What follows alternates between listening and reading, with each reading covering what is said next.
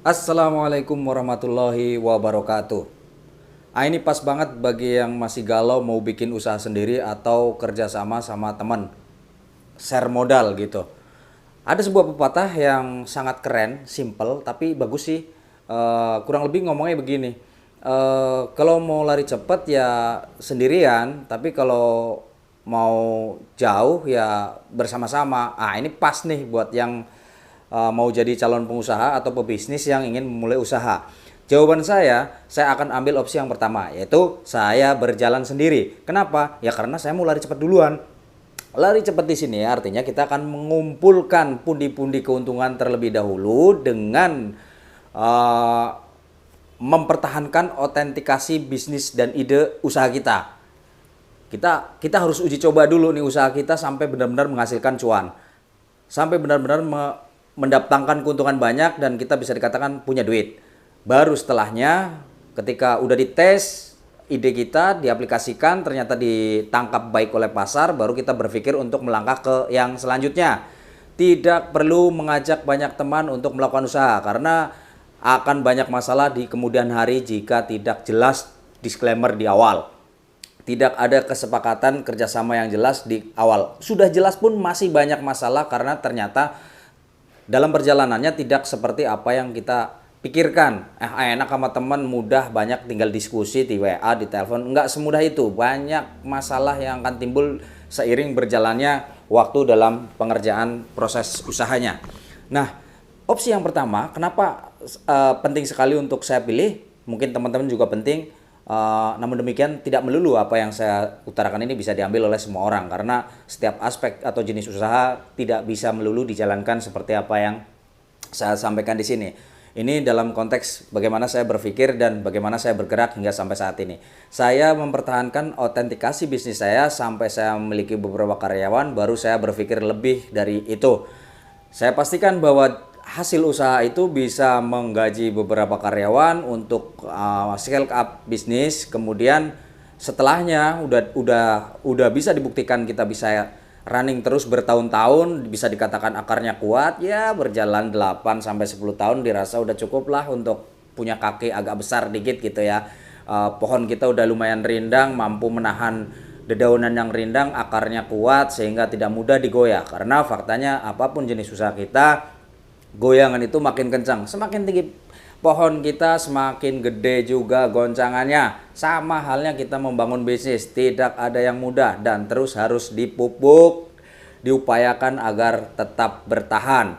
Nah, kenapa sendiri duluan? Iya, kita pengen punya cuan dulu dong. Kalau udah punya cuan dulu, baru berpikir untuk kerjasama dengan pihak lain. Bahkan lebih keren lagi, kalau nggak kepingin jauh-jauh, nggak pengen sampai kemana-mana, ya udah sendiri aja nggak apa-apa, lebih enak ngebaginya nggak pakai pusing, ya kan. Nah tapi fase awal ada hambatan biasanya tuh. Ketika awalnya kita melakukan usaha dilakukan oleh sendiri, kita akan mengalami kesulitan yang namanya kita jadi manusia dipaksa untuk multitasking. Yang awalnya jadi nggak ada office boy, kita harus bisa juga bersih-bersih. Yang tidak ada data entry, kita juga bisa berfungsi sebagai data entry. Yang nggak ada marketing, kita juga bisa menjadi seorang marketing. Yang tidak ada pengalaman di bidang hukum, juga kita harus belajar hukum. Ya pokoknya multitasking. Kelemahannya adalah yaitu tadi, eh, apa kita menjadi manusia seperti orang tidak pada umumnya. Ya memang itu bagian dari resiko. Ini untuk apa dilakukan sendiri ya? Akhirnya kita jam kerja nggak pakai hitungan. Ada yang kerja 16 jam, ada yang 18 jam, bahkan ada yang 20 jam. Dia tidur cuma 4 jam sehari. Itu biasa. Itu bagian dari upaya kita untuk mempertahankan keuntungan. Nah, ketika kita udah memiliki tabungan yang dirasa cukup untuk menggaji beberapa karyawan, ya cobalah kita hire orang. Nah, tapi di situ nggak semudah apa yang kita bayangkan. Ternyata karena kita belum punya pengalaman banyak bagaimana menyeleksi orang, tetap aja kita punya kendala. Apakah kita akan handle mencari karyawan yang hanya memiliki ijazah S1, atau kok kita cari karyawan yang memiliki pengalaman, atau kita cari karyawan fresh graduate. Itu tetap tergantung dari bagaimana kebutuhan kita di segmennya. Karena tidak semua bisnis membutuhkan orang yang berpengalaman dan tidak juga semua bisnis membutuhkan seorang sarjana. Namun demikian, itu kembali kepada apa yang direncanakan. Kalau kita ingin hire seorang sarjana dengan harapan untuk meningkatkan besarnya organisasi dan meningkatkan kapasitas kita dalam berusaha, yang nggak ada salahnya. Tapi ketika usaha baru running terus kemudian kamu menggaji orang yang terlalu gede, kamu juga bisa keberatan dalam menjalankan beban biaya operasional, sehingga disitulah diperlukan pertimbangan baik-baik.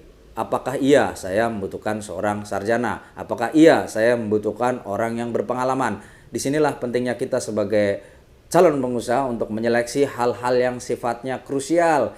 Kita harus pandai menyusun skala prioritas agar kita tidak salah langkah. Apakah seorang pengusaha tidak pernah mengalami kesalahan? 100% setiap pengusaha pasti melakukan kesalahan. Contohnya, mana ada orang baru punya usaha, baru punya bisnis, tiba-tiba langsung hire orang yang berpengalaman dan berpendidikan tinggi. Otomatis dia akan ketakutan membayar talent yang seperti itu. Nah, akhirnya kita mengambil kesimpulan, kita ambil yang standar-standar saja dengan resiko kita lebih minim, karena kita harus hanya mengalokasikan budget standar dengan UMK gitu misalnya.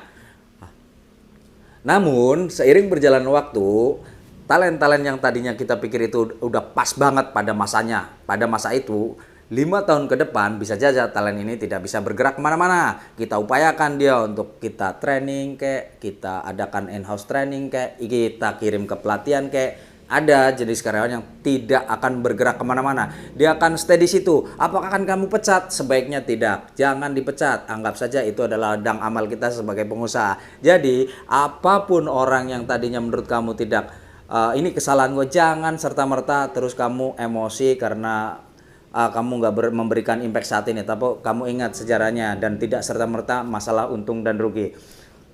Niat menilai kebaikan, berbagi kepada sesama juga bagian dari karakter-karakter pengusaha yang harus tetap dijaga. Mungkin itu saja dari saya. Jika ada pertanyaan yang nggak jelas, silakan di komentar di sini biar saya semangat terus membuat konten. Itu saja. Assalamualaikum warahmatullahi wabarakatuh. Sehat terus.